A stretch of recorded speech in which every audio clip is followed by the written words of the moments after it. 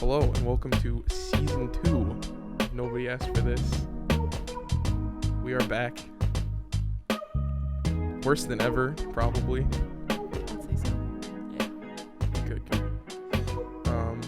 So for the first episode of the semester, we're just gonna do a nice little year in review. We're gonna talk about our favorite movies and albums of 2019, since it is now 2020, which is not a real year. Like at work over break, I would read 2020 on the computer, and I was like, that's fake. Dude, you know we're closer to the setting of Black Ops 2 than the release of Black Ops 2? Is that weird to you? Because it came out in like 2012, and it takes place in 2025? No, I don't like that. I don't like that either. Bro, they're gonna get the paper airplane drones. It's like fucking kill streak in that game where it's like a little drone that you throw at somebody and it looks like a paper airplane and then it just heat seeks them and they die. That's what I want in 2025. I do not remember this game very well. Really? No. I have like I didn't play it very much, but I have some like weird vivid memories of hitting people with the fucking paper airplane drones. That'd be quite a way to go out. Also quite a way to kill people. Yeah. I wonder how effective that would be. Probably not very effective at all. Too effective. You get one kill with paper airplane, then like you've gotten way too many kills with paper airplanes. The first person to ever get a kill with the paper airplane holds the record of one. As they should. Yeah. So what would you guys watch in 2018? Nothing media of the week. 2018. Oh, yeah, I forgot about that. I don't have the list. I usually have a laptop with all the things that we do in the order that we do them. But I don't have it, so flying blind. Not that I wouldn't forget it if it was sitting right in front of me anyways. Do you have a media of the week, Kenny? Of course I do. What is it? So by the time it comes out, Circles will have been out for about 24 hours, probably. About, yeah. That's it. Circles. Yeah. Yeah. Awesome. How do you feel about Circles since it's been out for 24 hours? It's great. It's his best album this decade, and a good contender for best album of the decade. It's an early front runner. Has anything else come out? Like anything else big come out in the decade yet? We've had like what, 2 weeks? Yeah, 2 weeks. Not that I care about. Yeah. I can't think of anything. I probably won't. Can't think of for the anything either. Next 10 years, so. What about you, Mackenzie? I recently saw Crazy Rich Asians. How do you feel about it? I liked it a lot. It was such a beautiful film. We will talk about Crazy Rich Asians, but not the movie Crazy Rich Asians, the concept of Crazy Rich Asians, because I'm going to talk about Parasite later. Oh, I haven't seen it, but I heard it. It's a very good movie. So good. But first, my media of the week, another really good movie, Uncut Gems. Adam Sandler, he dusts off the gloves, gets back in the ring, he acts a little bit. He acts a lot, actually. It's very good. If you have anxiety, prepare yourself for some extremely tense filmmaking. So there's some scenes that straight up feel like a panic attack, and it's awesome. And that's all I have about that movie. That's not my movie of the year. Going back to what you said, why do you think it's beautiful, Mackenzie? I haven't seen it, so. Just the setting and how it was filmed. Okay. It was really pretty. Where is it set? In Singapore, I believe. Okay. I don't know where they actually filmed it. I haven't done any digging up about it. If they say it's pretty. Singapore, we'll take it. Yeah. On their word. Yeah. They wouldn't lie to us. No, never. No film trickery here. Yeah. This is definitely Singapore. It has like the action movie location font at the bottom where it's like the someplace in Singapore. Quotations around Singapore. Yeah. But it's totally Singapore. Yeah. Yeah. In Transformers, when they go to Egypt, they're in Egypt, man. They're not on a film lot or some random part of the California desert or something like that. I mean, I haven't seen any pyramids after they blew one up in Transformers, so I haven't either. Mhm. You think Michael Bay really just blew up them pyramids? I wouldn't put it past him. I mean, Who's gonna stop him? He's got giant robots. I was gonna say the giant robots probably would stop him, I don't know. They might help him. depending on Some which of them, ones. yeah. Yeah. God, I don't want to talk about Transformers. I changed my mind. Let's pull the ripcord on that. Wasn't your movie of the decade? Movies. It was Transformers: Revenge of the Fallen. Do you guys know about the production of that movie? I do not. I know that the product of the movie is bad. So that movie was made during the Hollywood writers' strike. So the Ooh. writers were on strike. So they didn't have a script, but Michael Bay was like, "We're gonna go film all the action scenes, and we'll just write something to piece them together." Oh. And then you get Transformers: Revenge of the Fallen. It sucks. Yeah. I bet it does. Yeah, it is as incoherent as you would think, based off of it being filmed first and written later. Isn't that the second Transformers movie? Yeah, it is. So like, it wasn't that bad apparently. Well, even the fifth Transformers movie or whatever, it still made hundreds of millions of dollars. That's true. They just print money, dude. My mom really likes Transformers for some reason. Apparently, a lot of people do. Apparently, a lot of people do. Yeah. I'm in the minority on this one. Do you like any Michael Bay movie or? No. A lot of people would say Armageddon, but I think that movie is... Armageddon, The Rock. People kind of like the new Netflix thing he did, Six Underground. I haven't seen that. Okay, I watched it like 3 o'clock in the morning, and for like turning off your brain at 3 o'clock in the morning and watching like attractive people shoot not attractive people, and like some kind of cool set pieces, it's not a bad time. All right. But let's move from not a bad time to a very good time, okay? Okay. So let's go album first, since that's usually what we do here, I think. Okay. Do you want to take the lead? Mackenzie? I I mean- usually go to you first anyways, so Kenny's giving me the look, so He is. I I think mean, I've gotta. yeah. For 2019, I'm gonna say Billie Eilish's album, "When We All Fall Asleep." That came out this year? Yeah, 2019. It was early Or- 2019, yeah. right? It was. Yeah. I know. But it revolutionized my Halloween playlist. So, props for that. Thank you, Billie Eilish. Did you see she's doing the James Bond theme? I was going to say that. No. Yeah, she and her brother are writing and I assume producing the James Bond theme for No Time to Die. Is that what that movie's called? Something like that. Yeah, whatever. Funky. Doesn't her brother write and produce everything that she sings? Yeah, I for the think most so. part. They Okay. they co-write and I think he produces. I don't know if she does or not. I'm not exactly sure on the specifics, but You're the Billie Eilish, or I am you the- two are the Billie Eilish fans. I'm the Billie Eilish stan in the room. Yeah, Ugh. what a good album. This is a very Yeah. good album. It's up there for me as well. I did not expect to like it at all. When it came out, it was one of those albums that was like all over everyone's Snapchat stories. So Yeah. I ignored it, which is basically what I do. And then my friend Nate was like, "Hey, listen to this. It's very good." And I listened to it, and it was very good. He was right.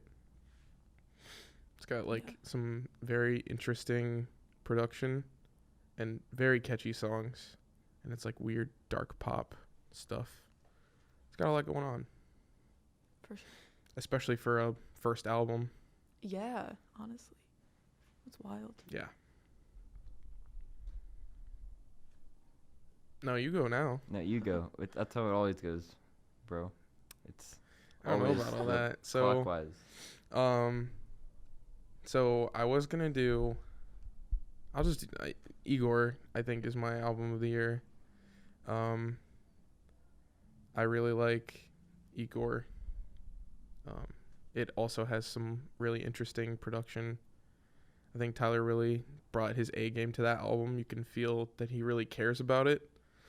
And I would have probably said all of those things about Flower Boy before, but I think Igor is just such a step up that it makes Flower Boy like considerably worse just by comparison, because you get to see everything that he's capable of on Igor, and it's like, wow, that's way better.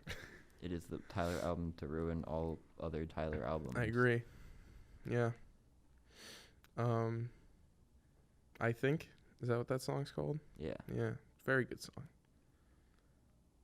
Catchy. Very Catchy good. as all fuck. Yeah. Yeah, very good. Very good album.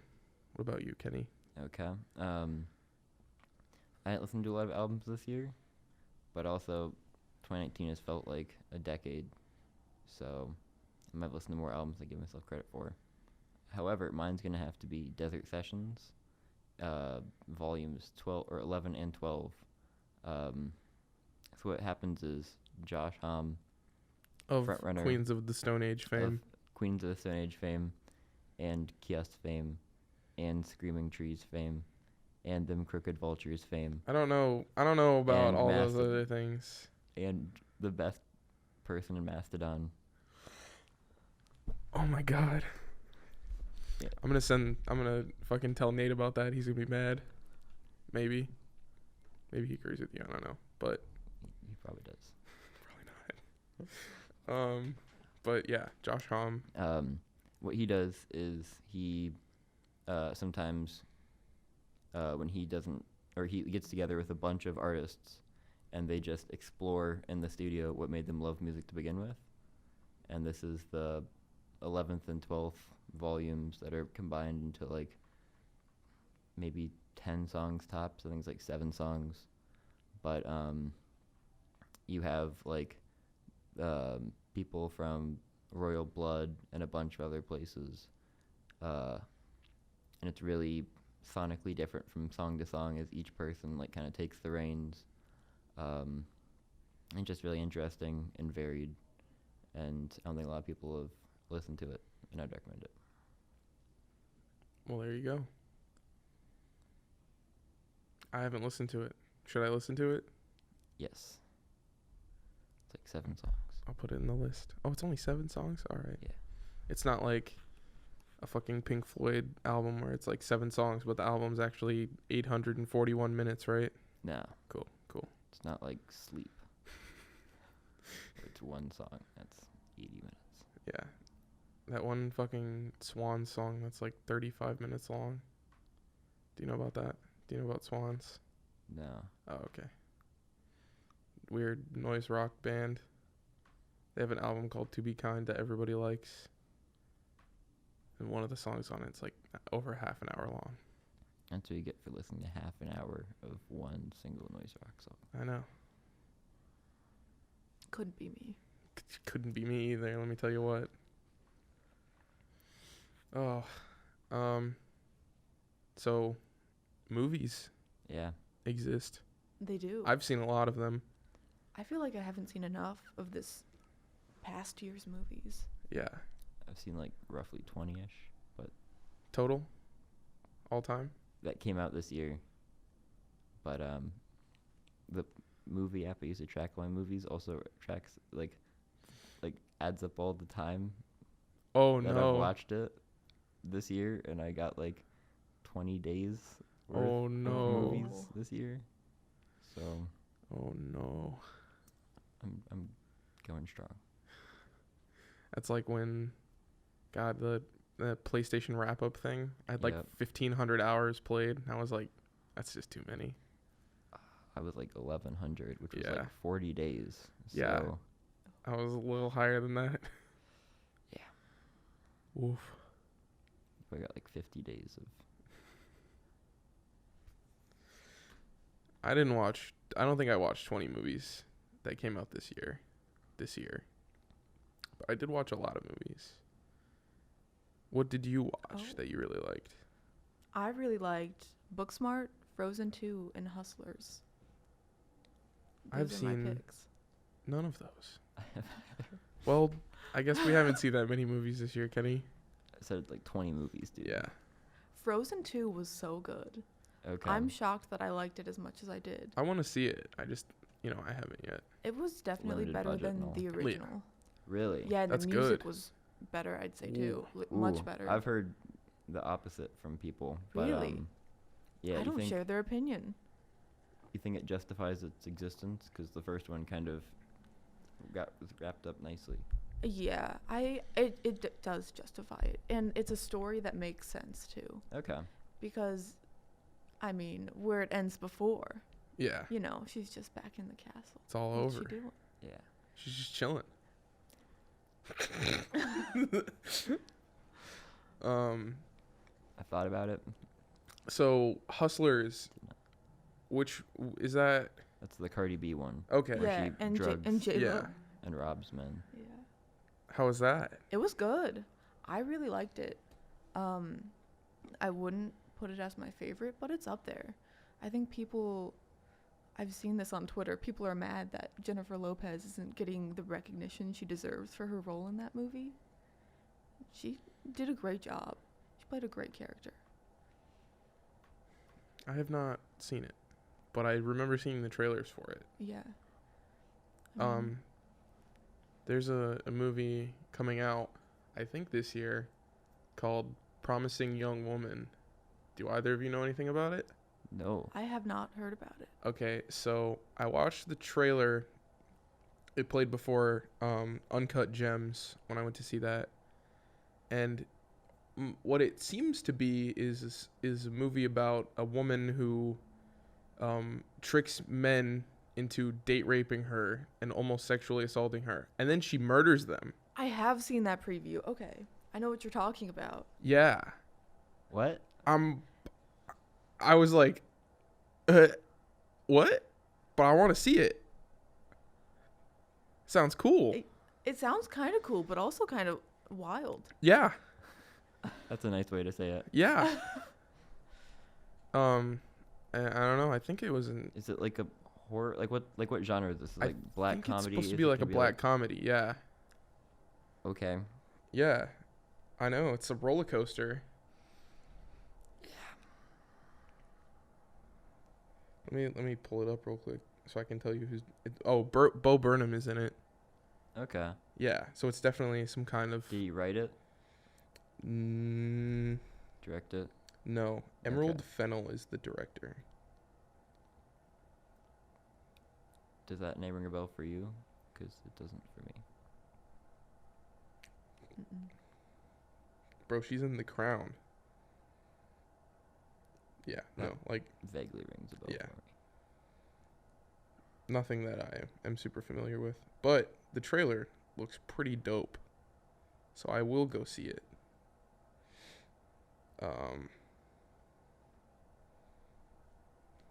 I mean, you can put anything in a black comedy format and I'll go watch it, pretty much. We like the black comedies around here. Speaking of black comedies, Bo. Yeah, that's what I was going to do. Parasite? It's pretty cool. Parasite is, do you know, Yeah. have you seen it? I haven't seen it, but Okay. I've heard a lot about it. Yeah, so Parasite is a South Korean movie directed by Bong Joon-ho about this poor family that cons this rich family into separately hiring each individual member of the family to do like private work for them. Like one of them's a tutor, one of them's like the maid, and one of them's like a driver. I guess two of them are tutors actually. But so that's like the setup, and then I don't want to say what the actual second act and stuff is, because it's fucking crazy. It's really good, very funny. It's a uniquely South Korean movie that it transfers very nicely to like at least an American audience. It was like it wasn't like hard to follow or anything because they're in South Korea or whatever. I also just want to take a second to talk about another South Korean movie that I really like called Old Boy, which I think came out before the decade, I think it came out like 2008 or Like, something like it that. was like '01 or something. Oh, really? Yeah. Ooh. Way back. Yeah. Either way, that movie's fucking great. And it's a uniquely South Korean movie as well that I think transfers a lot less well, but it's still very good. Like the fact that it doesn't transfer does not hinder that movie at all. It has some of the coolest action scenes and just like amazing physical comedy. It's very good. It's a very good movie. Have you seen anything else, or have either you seen anything else by Bong Joon-ho? I've seen Snowpiercer, which I'm not a huge fan of. Okay. And then I feel like I've seen something else by him. Okja, yeah, Okay. which I was also not a huge fan of. Where's Lauren and Jake Gyllenhaal love when you Yeah, need it? right. I've seen Memories of Murder by him. I think I I haven't recommended seen it that. on this podcast I before. think you have. It's like a better Zodiac, is I think what I said on the podcast, and I still stand by that. All right. I need to watch it. I just don't have time. Yeah, but Parasite, very good. It was my favorite movie that came out last year, among a very strong set of movies that came out last year. Yeah. Although I haven't seen The Lighthouse or Jojo Rabbit yet, which I'm sure will be high up on my list when it's all said and done. I was between seeing The Lighthouse and Parasite. I chose The Lighthouse. What do you think of it? I liked it a lot. Enjoyed watching Seagull get the shit beat out of it. Yeah. That was nice. Good times.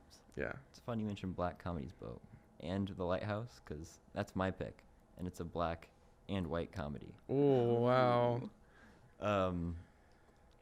It reminds me a lot of like Midsummer in its vibes by Ari Aster, which is top 5 movies of me for the year, but just barely, which is more of a call to the movies that came out than anything else. But it's surprisingly funny. It's definitely a black comedy. It's shot beautifully. It has like a black and white kind of like grainy aesthetic. Every other black and white movie I've seen, I've thought it is kind of a gimmick, but The Lighthouse, I think it just works for, and I think it's my favorite black and white movie that's come out. It kind of dabbles here and dabbles there, but it's the best Willem Dafoe performance I've ever seen. It's probably the best Robert Pattinson performance, but like I haven't seen him in too much. Like Willem Dafoe's entire career built up to him being a kooky sailor I'm just trying to think of on a like lighthouse. I know Willem Dafoe like very well, but I'm trying to think of what I know him in. It's like Grand Spider-Man. Budapest Hotel. Grand Budapest. This random James Bond game on the GameCube. I can't even remember what it's called. Everything or Nothing. That's what it is. Which is Okay. not a movie, but he is the bad guy in it, I think. He's not very good in that, but I don't think that's really his fault. But I want to watch The Lighthouse. I'm probably going to watch it here soon. I highly, highly recommend it. That was my favorite movie of the year until Parasite came out. And I just want to give a quick shout out to A Marriage Story, because that was some of the most beautifully uncomfortable 2 hours of my entire life. Way too uncomfortable. But it was uncomfortable in the way that it's so viscerally real that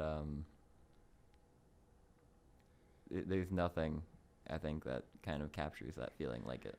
It caused me physical pain, like a lot of emotional pain, and then toward the end I started feeling physical pain. This movie is it's killing me. It's very hard to watch, but in a good way, I guess. What is it about? Or is it not podcast friendly content? It's It is It is. podcast friendly. about a marriage. Mm. Adam Driver and Scarlett Johansson are married, and then it's just going through like their process as they get divorced. Is it the one with the yelling? Yes, Yep. it is Okay. the one with the yelling. Okay. It's the one with the yelling. Which It's is the one with the yelling that you've seen people talking about on Twitter. First of all, I just Yeah. want to say that scene is vastly overrated. You ever seen like the script scrolls where they have the script for the movie as it scrolls by and then above it is the scene playing out? So usually when you get those, there's like vague screen directions and then the actors will ad lib and they're like, wow, look at how good this is. They ad lib all this stuff and it still feels cohesive and it stays true to the script, you know? But then you get the Marriage Story one and it's literally just word for word exactly what's on the script. And I'm like, why did you make this? I don't know. I don't know. It's still a good movie. But Yeah. I don't have Twitter because kind of like Post Yeah. Malone, I don't go on the internet. But by the internet, I don't mean I don't go just on Twitter. the internet no more. Maybe worst album of 2019. Worst one I heard, certainly. Yeah. Yeesh. But I thought it really worked in the context. Yeah, it does. It's a good scene. It's just Yeah. extremely overrated.